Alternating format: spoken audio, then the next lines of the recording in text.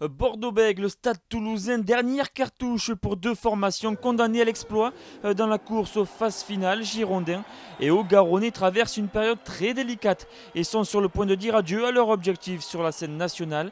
Malheur aux perdants, la couleur est annoncée. Jean-Marc Doussain passe les 3 premiers points de cette rencontre. Toulouse domine cette entame de match. Revoilà les hommes du Gomola dans les 22 mètres adverses.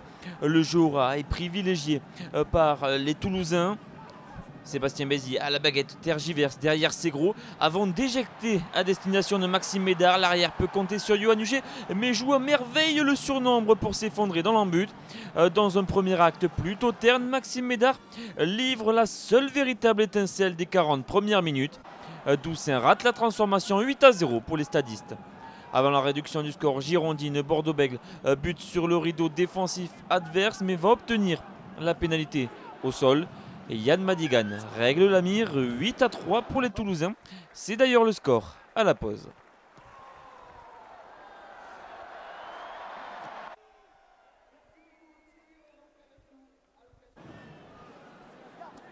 De retour des vestiaires, Gaël Ficou et Léo Gaoronnais tentent de gérer leur maigre avance et provoquent l'indiscipline des joueurs de Raphaël Ibanez.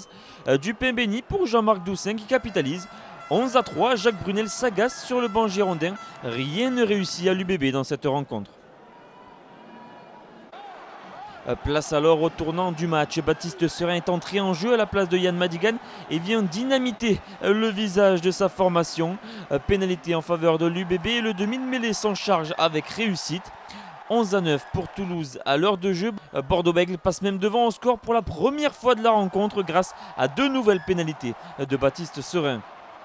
15-11, on joue les dernières minutes de la rencontre. Ashley Cooper est plaqué sur ses 40 mètres et place alors à la chevauchée fantastique de Marco Tolègne. Le troisième ligne navigue et fait parler sa vitesse. Un coup d'œil et une dernière passe à destination de Yann Lesgourg. Bordeaux-Bègles conclut le travail en beauté 20-11.